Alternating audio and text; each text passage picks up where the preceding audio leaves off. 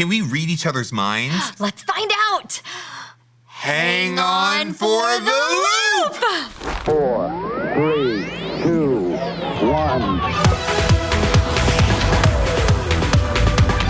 Liftoff. We have a liftoff. I'm Ricky. I'm Jayme. Okay, Ricky, let's name an animal on the count of 3 and see if it matches. Okay. Okay, 1, 1, 2, 2, 3, 3. corgi. Lion. That's such a good one. Okay, let's do the same thing, but with vegetables. Oh, great. Okay, I love vegetables. All right. 1, 2, 3, broccoli. corn. Ooh. Okay, well, very good vegetable. Both kind of stalks of things. Hey, I'm gonna count that as win. Both vegetables. Yes. Way to go. Woo! Both on a stalk. So we have known each other for so long that sometimes we can even finish each other's. You're just kind of trailing off, Jayme. I thought you were gonna finish my sentence. Why would I do that? Right. We have known each other for so long that we respect each other enough to finish our own sentences. Today we are putting our friendship to the test to see how in sync we are. Because our community is made up of all kinds of people. Some people that you get to choose. If you've ever wondered how to choose good friends and to love them like Jesus, this episode is for you. Good friends are a gift. Nothing beats a friend who likes the same things you like, or someone who makes you laugh, or someone who really listens. There's a Greek word that describes the kind of love you find in friendships. The word is philia. Philia describes deep friendship and all the good things that come with loving friends. When it feels like you found a brother from another mother or a sister from another mister, philia is a word for how friendship unites us. Whether you have a large circle of friends or a few close ones, how you love your friends matters to God. As Jesus told his friends, "A new commandment I give to you, that you love one another. Just as I have loved you, you are also to love one another. By this all people will know that you are my disciples, if you have love for one another." When you have good friends, and when you are a good friend, you have overflowing philia to share. We're gonna see if our friendship passes or fails. Starting with a little challenge where we're gonna see how similar we really are. Are we such good friends that we can read each other's minds? All right, here we go. Wave. Yeah. Yay, I almost did this. Spin in a circle. Yeah. Yay! We're doing so good. Pretend to swim. Oh, we did! So no nose plugging. Gosh, we're killing it. Okay. Point to a place on your face. Oh. Oh, no, what'd you point to? My smile. Oh, I pointed to my nose. Oh. Bounce on one foot. Yeah. Yay! Nice. Make a silly face. Oh, no. No, not quite. On 3, say yes or no. 1, 2, 3. Yes. No. Oh. Take a step in any direction. Yeah. Yes? Yay! Go, Ricky, go. Pretend to answer the phone. Oh, that's tricky. Okay, I'm gonna go old-fashioned. Did he do this? I did an improv phone, JB. Did you do a stand-up phone? I did an old-fashioned phone where you talk into the pinky. On 3, say any word. 1, 2, 3. Badger! Cheese. Oh, I really thought you were gonna connect that, Ricky. Wait, what did you say? I said badger. I should have said badger thing. I know, that would have been really classic. Oh, sorry. Point in a random direction. No, I pointed at the door handle. Oh, I pointed to a different door. Tilt your head left or right. Yay! This is a great game for you to play with your friends. You've probably got some besties that would destroy this game with you. And if you're looking for some good friends, we promise to help you learn how to pick them. So let's see how Jesus did it. You there? Knock, knock. Today we're going to be talking about something very practical, but also very important. We're asking the question, how did Jesus pick friends?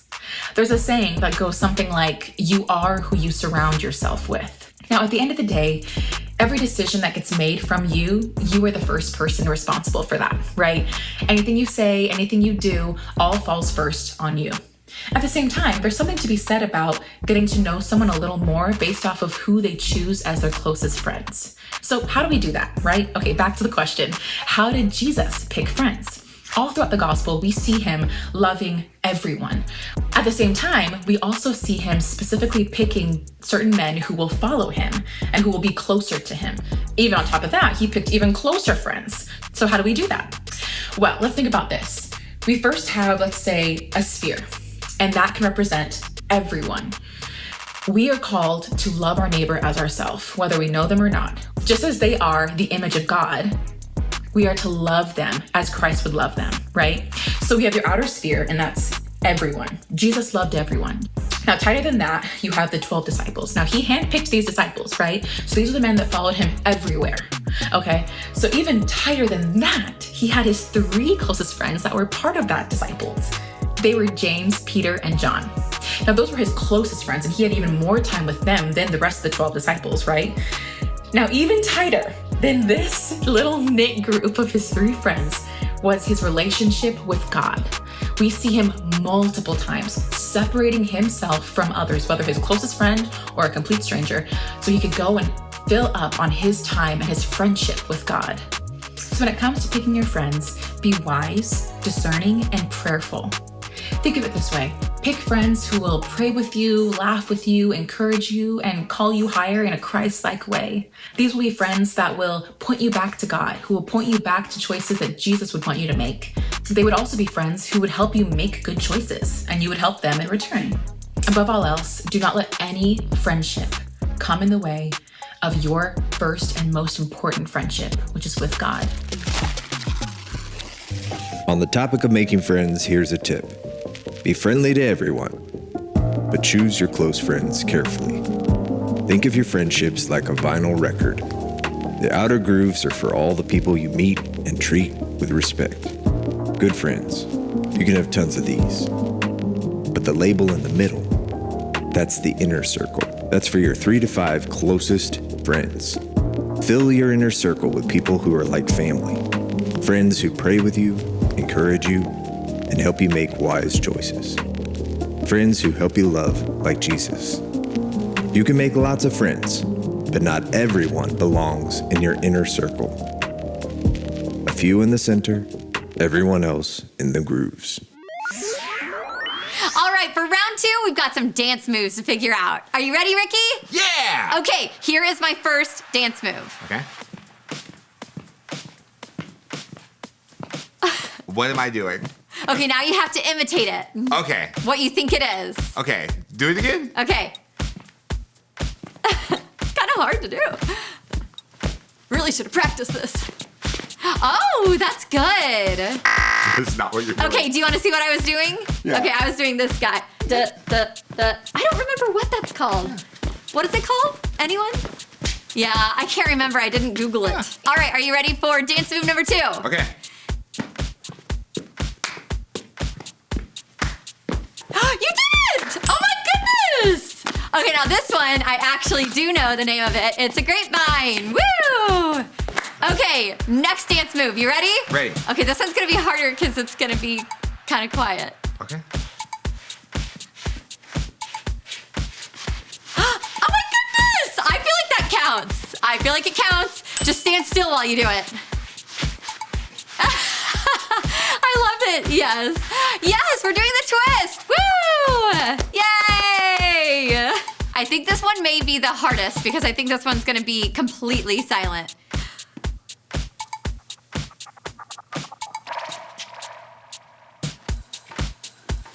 Oh, that's so nice. He's a ballerina. I assume you're doing the ballet move. Now Oh. I'm going to embarrass myself. What is it called? The swimmer? Yeah, that one. That's the one. All right, Jayme, you ready? I'm so ready. All right, here we go. Okay. Okay, are you doing the Running Man? No, No? the Charlie Brown. Oh, that's cool. I like that. Woo, Charlie Brown. Okay, all right, what's your next move? Okay.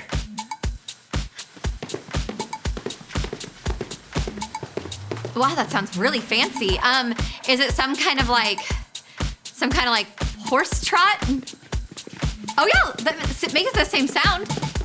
Oh, okay. What is that called? I don't remember. Okay, all right, I'm ready for next one. Okay. All right, Jayme, this is going to be another silent one. Okay. Get ready. Okay, I'm ready. Okay, I'm hoping it's the sprinkler. Is it the sprinkler? No. Oh, the robot. Ah, so good, so classic.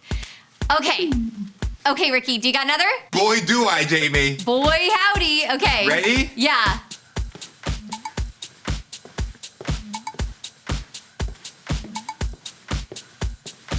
I mean, it sounds like you're marching like a soldier, but I don't think that's a dance move. I got a hokey pokey vibe. So let's go with that. Do the hokey pokey and you turn yourself around, but I'm not looking. That's what it's all about. All right, let's see what you're doing. Oh, yeah, whatever that is. Cabbage Patch. Oh, that's good. Yay, dance moves! That was fun. Jesus doesn't want us to just be wise in how we choose our friends. He also wants us to show care in how we love them. As we read this story, pay close attention to how Jesus showed love to his best friends.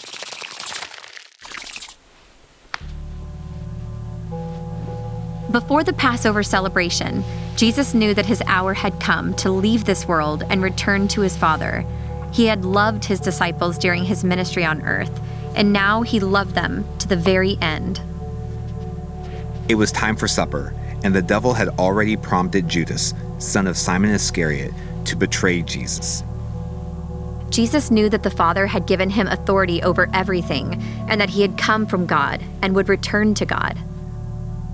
So he got up from the table, took off his robe, wrapped a towel around his waist, and poured water into a basin. Then he began to wash the disciples' feet, drying them with a towel he had around him. When Jesus came to Simon Peter, Peter said to him, "Lord, are you going to wash my feet?" Jesus replied, "You don't understand now what I am doing, but someday you will." "No," Peter protested. "You will never ever wash my feet." Jesus replied, "Unless I wash you, you won't belong to me." Simon Peter exclaimed, "Then wash my hands and head as well, Lord, not just my feet." Jesus replied, "A person who has bathed all over does not need to wash, except for the feet, to be entirely clean. And you, disciples, are clean, but not all of you." For Jesus knew who would betray him. That is what he meant when he said, "Not all of you are clean." After washing their feet, he put on his robe again and sat down and asked, "Do you understand what I was doing? You call me teacher and Lord, and you are right, because that's what I am. And since I, your Lord and teacher, have washed your feet, you ought to wash each other's feet. I have given you an example to follow. Do as I have done to you." That's from the book of John, chapter 13, verses 1 through 15.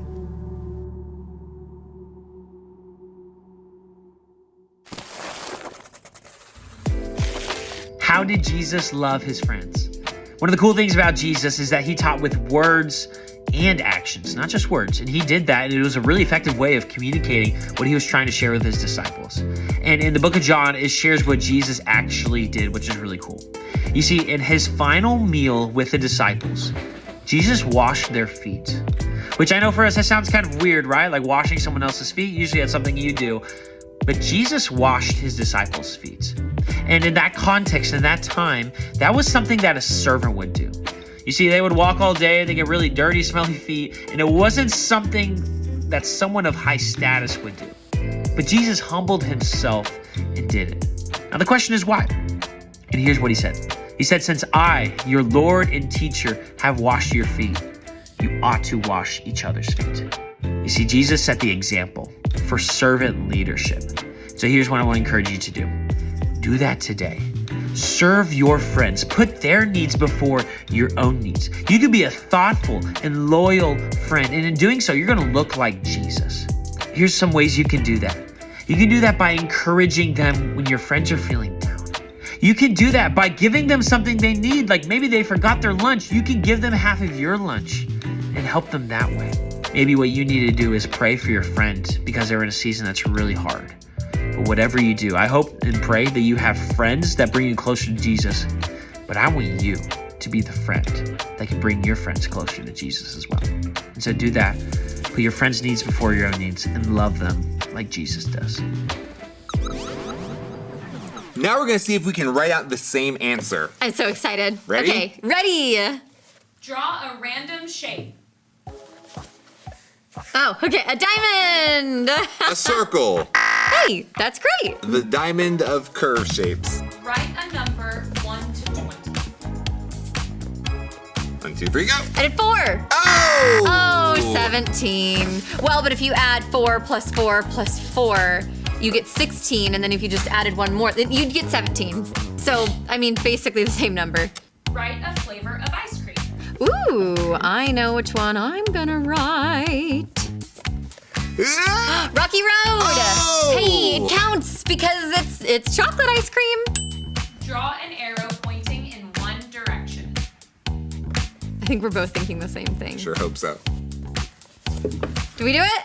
Yay! We did it! We both point to each other. Yes, that was what we were going for. It's not a match. Technically the wrong arrow, but we knew we were both trying to point at each other. Wait, here, wait, here goes. Now it's a match. Yes, Hey, we did it. Write a color. Okay. 1, 2, 3, go. Green. Oh, for Ninja Turtles. I was thinking about write a color, and it's like, okay, I'm gonna write the color that the marker is. Oh, that makes sense. Draw an emoji. Oh, this will be fun. Okay. Poop emoji. Oh, that's good. This is my most used emoji. Is it really? Is that your most used emoji? No, I just thought that you and the Loopsters would like it. Poop. You know, we might not be able to read each other's minds, but I'm really glad that we get to be friends, Jayme. High five. Oh, yes. High five. Thank you. I love it. Yeah, we've been making this show for a while now, and I love how our friendship has grown. Okay, these challenges remind me of that time when the robot vacuum made us test our friendship. Remember that? Oh, yes. That was so good. If you haven't seen that episode, you can check it out on our channel. As you find your people, here's our advice. Choose good friends and love them like Jesus. Follow Jesus' example and serve your friends this week. And as you and your friends go throughout life, don't forget to enjoy the ride! Solid. We wrote it on our boards.